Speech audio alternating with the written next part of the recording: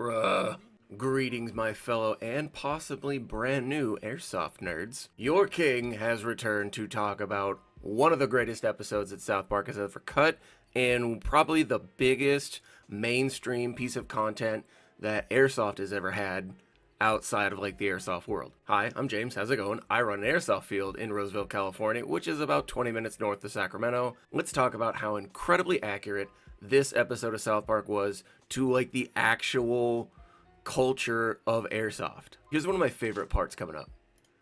Look at the pistols on the wall. These, I would assume, are designed to look like high kappas because of the colored slides. And they're 1911 frames, kind of. No other airsoft pistol is gonna look like that. So as soon as I saw the pistols on the wall, like, oh, you beautiful bastards, you did your work. Bro, the chest rigs and plate carriers on the wall, the full face mask with the helmet, the different ACHs and all the different jump style helmets. These kind of look like pilot helmets. The uniforms, the full face. Oh, boys. So good. This is a real reaction you're about to hear from parents. My God, is this stuff real? I actually get that quite often. This stuff is expensive. Is this really how you want to spend your allowance? Yeah, it really is. These are all, like, legal, right? Yes, These are all really common questions.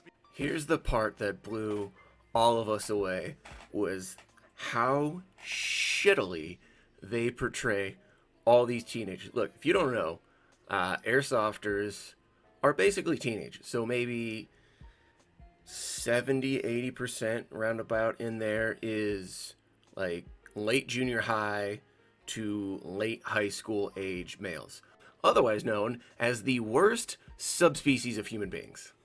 They're the worst.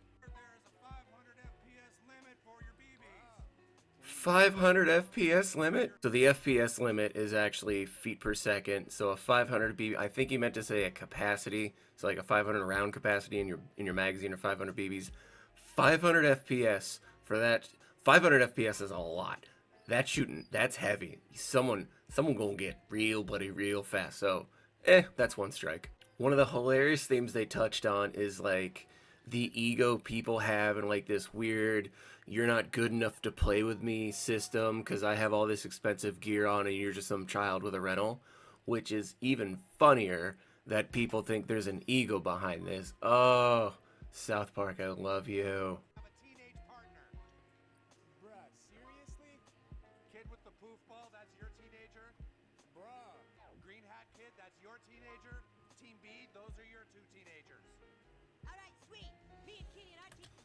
Sometimes that happens, sometimes it doesn't. Usually, like, it's really about team balancing, so you don't really, like, partner people up with, like, buddy pairs. I've never seen that. I don't do that at my field.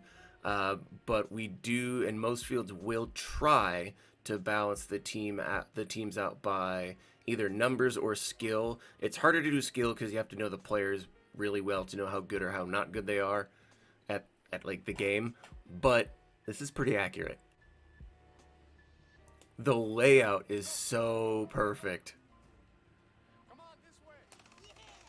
I'm pretty sure they're using actual airsoft gun sounds. That's definitely full auto from like a stock gun, but whatever, it's just sound effects. The dye mask.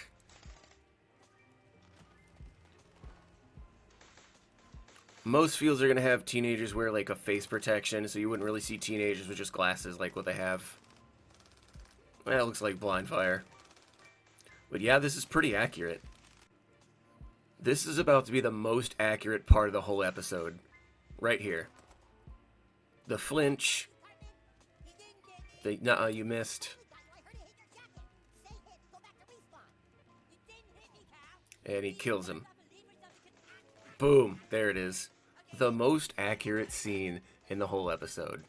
The other hilarious part, it blocks out a... The other hilariously accurate part, the GoPro, what is that, a GoPro 3 mounted to the helmet. Oh, so, dude, everyone does that. That wears a helmet usually. I'm out of green gas. You got green gas? Yeah, I got some right here, partner. That's not a green gas tank, but whatever. He also just picked it up and dropped it. Whatever. Still funny.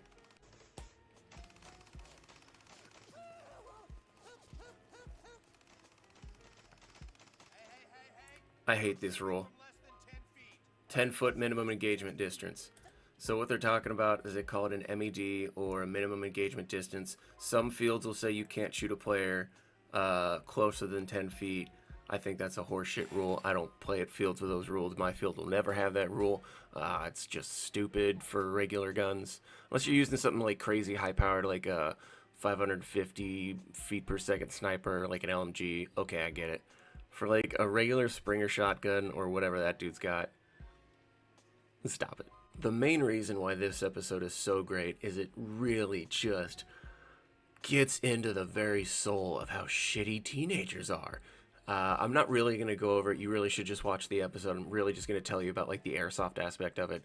But since airsoft is so heavily dominated by teenagers, my God, did I love these scenes. Two professions that are going to know exactly how terrible teenagers are. One is obviously going to be teachers. The other is going to be airsoft staff.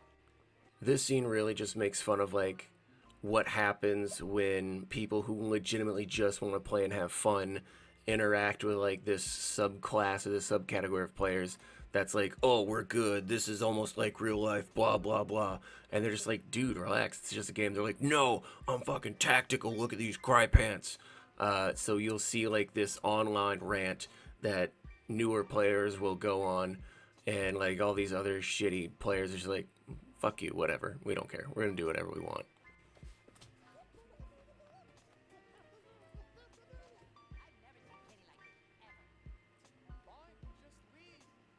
Which is usually what the response is like, if you don't like it, go away.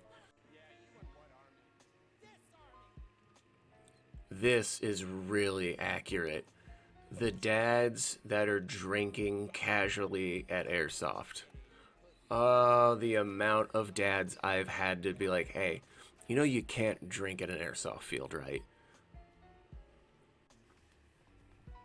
This is the third game they play in the episode with the dads, and it's all just so accurate and funny. The different masks, the loadouts, the guns, the little things.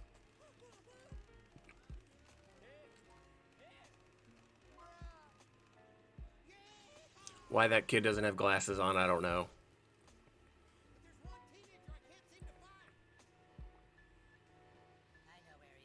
We don't need to see that scene, but you could pretty much guess what happens to that. And that's really it. I mean, as far as like the airsoft specific goes, the episode itself was hilarious. I'm curious to see how many people are going to start playing because of this episode and because of just how funny it was and how positive of like that episode shined onto airsoft. It wasn't like the cringy part. You didn't see anyone like trying to fight each other over airsoft, which does kind of sort of happen. It was just like, oh, we just want to play and have fun. And look at all these people not cheating and calling their hits and doing all. Dude, I loved it. So I appreciate that episode, especially as a manager. And I hope it makes me money. Caber, who the f*** are you, nerd?